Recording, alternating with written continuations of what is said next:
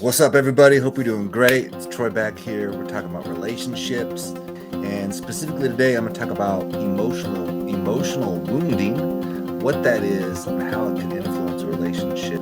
And this is something that I kind of dive in deep with during my coaching sessions, my breathwork sessions, because we all carry certain wounds from the past. And so in a second here, I'll break that down, what that is, and then ultimately how those influence a relationship.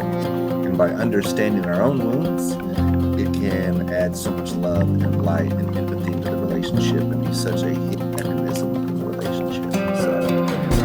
But yeah, before we get started, man, I just got back from a little vacation. Went to this beautiful place called Nevada City, which is actually California.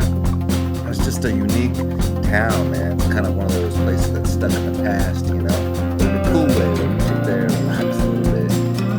I did some ecstatic dancing while I was there. For a concert, the concert got canceled. Decided to invest in roll again. So me and my friends, family, stuff like that, we went down. We're chilling out this cool ecstatic dance concert. Essentially, just let it loose. It feels good just to play, man. It was like a reminder to play, to loosen up, to live, to breathe. So just kind of sharing that with you to encourage you to do the same. Get out there, man, and show your light, let it shine, move around a little bit. Body's feel good, a little bit sore, Should have moved like that in a minute, but it felt good to move and whatnot. So let's hop into it. Let's talk about this relationship stuff. So first, why don't we unpack a little bit what is an emotional wound? And a wound looks like something, like we'll use this in the context of relationship. So it looks like something like you're in a relationship, and maybe this person that you're in a relationship with, ultimately at the end of the day, ended up cheating on you and left the relationship. And along the way, you didn't pick up on warning signs, and maybe one of those warning signs was you would text them, send them like a text message, and they wouldn't get back to you right away. It would take a few hours, and when they were doing that, not responding to you, was probably when they were cheating. So in this one instance, this is kind of what happened. And later on, you kind of unpack it, you realize it, like, oh man, this is going on for so long. How did I not know? Yada yada, right? And so a lot of stuff happens when we go through a situation like that. We create stories in our mind, so we tell ourselves things like, I can't trust myself, right? Because I didn't follow my intuition. How was I so foolish to be in a relationship like this? Well, the challenging aspect of that, and I've talked about this in a previous stream, was we disassociate or we disconnect from our intuition. We don't trust ourselves anymore. And so the thing to do, rather than not trust yourself, is connect to yourself even more, is trust your emotions even more. Because if you were in those situations, you probably felt something like, man, this isn't quite right. Something's just a little bit off. And then when you feel that, that's your cue to have effective, empathetic, heart-centered communication. I also talked about that in the last video, kind of what that looks like, what that's about. So in this instance, you've been in a relationship. You used to send text message, just, hey, how's everything going? Won't hear anything back for a few hours, right? And that's, find out, that's probably when they were cheating. So the problem lies in when you go into another relationship. Okay, so now let's imagine you're in a new relationship, new person, new you, right? You're different than you were yesterday. Just keep that in mind always, right? We're always renewing. We're always someone different, right? And also so are other people. So we always want to allow space for others as they evolve, grow, change. So you're in this new relationship, new person, new you, everything. Right? However, this person goes off, and they're like, hey, I'm running to the grocery store, pick up dinner, right? You send them a text message, they don't get back. All of a sudden you start to feel something, some type of energy, right? You waited maybe 5, 10 minutes, 15 minutes go by, you don't hear anything, 20 minutes go by, you don't hear anything. Well, now there's a charge, right? All this energy is going. And so now you respond back out of the past wound, right? As if you were in the past relationship again. And so you respond, hey, I don't know what's going on, but I don't like it, blah, blah, blah. And you're all aggressive, and then they come back home, right? Maybe it's 40 minutes later, something like that. They turn their phone on, and here's all these messages from you, right? This energy, this anger, these emotions in them. They're like, dude, I just literally actually had my phone off. I left it home. And that makes them want to distance themselves from you in the relationship, right? Because they probably don't like that kind of energy. It felt uncomfortable to them. It felt controlling to them. It was too much. And also, you probably didn't even mean to do it, right? That's the sad part about this, is you didn't want to do that. You just got scared, okay? So what we have here is a little clue, a little insight into an emotional wound from the past that's still there. It's called a trigger, right? So you may have heard of the term like you were triggered, okay? And if we think about the actual phrase of like a trigger, there has to be ammunition, right? Or nothing would happen. Nothing would happen. So we get triggered, that's the mechanism. So the mechanism in this instance was the individual didn't respond to your text message. Well, what was the ammunition? That's the question we need to ask ourselves. That allowed the trigger to be sent, right? To send off this energy. So in this instance, the ammunition was this past wound of being dumped, of being ignored, which relates back to probably, I always like to break it down like a single word, right? Probably some form of abandonment. And also, for a lot of us, we could continue to unpack it and see where else in our life were we abandoned, right? And that leaves an emotional charge, the ammunition there for the trigger. And then we react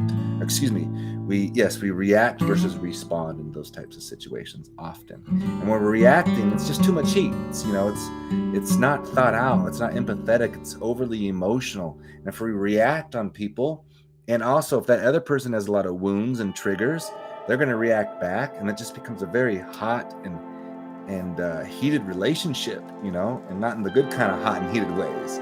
So we don't want that. So the key is to understand and not necessarily even fix them. You don't need to fix the wounds and the ammunition like we're talking about. We don't need to fix it. Just understand it. And what will happen is the next time a scenario like this comes out, same situation plays out. Maybe they're going out with their friends, right? Hey, I'm going to go out with my friends tonight. And, I'll be back by 10:30 rolls around. They're not home. And you feel that energy, shoulders come up. Usually like your throat will tighten up. Breathing will shallow out. You'll come up, your breathe kind of out of your chest, right? These are all physical examples of what it feels like when we're being triggered. And the more body awareness we create, the more we can connect and notice when we're being triggered. So all of a sudden, everything's tightening up. I'm being triggered. Shallow breathing. Catch it and go, hang on. Breathe. This is a different person. It's not that old relationship or the abandonment we experienced from a childhood or whatever it is, right? I'm not there. This is also a different me, so I'm going to give space to that right now. I'm going to let this scenario just kind of play out. And if I need to communicate, right? And so we'll play that out as well. I'm going to communicate from an empathetic space, not this triggered response. It's going to be overly emotional. So let's say 10:30 rolls around, 10:45 rolls around, and your new boyfriend or girlfriend comes home, and they're like, hey, I missed you so much. Good to see you. Rather than being all like, you're late. You were supposed to be here at 10.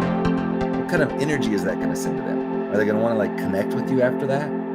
Or if you said something like, oh man, I'm so glad to see you. I'm so grateful you're home. Man, I know we talked about this a little in the past, but I've been through a lot as far as relationship goes, and childhood, and have that fear of abandonment. And when I didn't hear from you around 10 o'clock, I started feeling triggered, And but the good thing is I was able to breathe through it and hold space because, I want to show you that. I want to show our relationship that kind of space, that kind of trust. So I'm just letting you know, I'm just glad you're here. And that's kind of what I was feeling a little bit. But it's all good, right? How is their response going to be? Oh, I'm so sorry. Like, I didn't even, 10 o'clock roll around. I didn't even realize it. But, I was here a little bit late. No big deal, actually, right? And so the important thing is just to understand when we're feeling triggered and also where it comes from. Because what that does, that's healing. That's what healing looks like and feels like. We heal those old wounds from the past. And so many of us are carrying so many wounds from the past that are unprocessed, undigested. We haven't felt them yet. We haven't moved them yet. And therefore, we're walking around with all this ammunition, right? And different situations are causing us to be triggered. We're just going off all over emotionally, right? It's too much, it's too much for us, it's too much for others probably, but it's too much for us, right? It's exhausting when we have to carry those kinds of emotions. And so by understanding our emotions, unpacking them a little bit, we start to heal, we start to soften up, and life starts to flow just a little bit. We're not all stiff and keyed up on what's going to happen next. We want life to be a flowing process, an unfolding process. We want our relationships to be smooth, relaxed, and beneficial for us and the other. So understanding that process of emotional triggers can be so helpful and so beneficial to your relationship. And I just encourage you to move into that space. And if you're in a relationship, one of the coolest things you can do is communicate your wounds with each other, because you both have them, right? So you just be honest, just be like, hey, I often get triggered around these types of things, or this, right? These types of things. And what will happen over time is it will become less and less, right? You'll start to notice it in your body, body awareness. You'll notice your mind starting to race a little bit, and you can just go, I'm doing that thing. I'm getting stressed out about that situation or that topic or whatever. Just breathe, just relax. And you'll catch it easier and easier and sooner and sooner.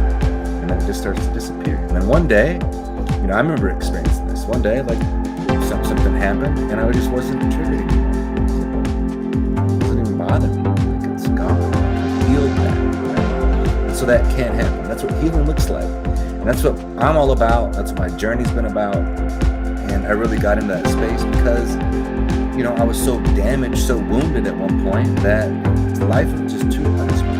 Too much. If you think about it, you're holding a lot of that emotional wounds, like every bumping into something that's causing you to be triggered. It's just like, it's just too much, So by healing those things, we move into a whole different reality. If you think about it, when we're holding a lot of those wounds, it's like a fear-based reality because we're always avoiding things. We don't want to experience that pain or that fear again.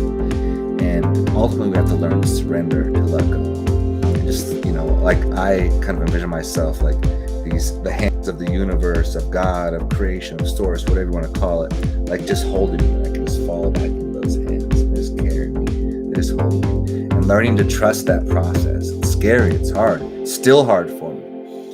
But the more I do it, the more I practice it, it just becomes easier and easier over time. So I hope that helped for y'all, and I look forward to sharing more. I've got a really cool thing that you can do within a relationship, just this cool little check-in that y'all can do with each other that just kind of keeps the flow, keeps that energy moving within a relationship. And remember, with relationships, it's all about flow, just keeping the energy moving, right? When the energy stops moving, you get stuck, and we have a stuck relationship. Nobody wants that. It's no fun, right? So, till next time, y'all. Peace.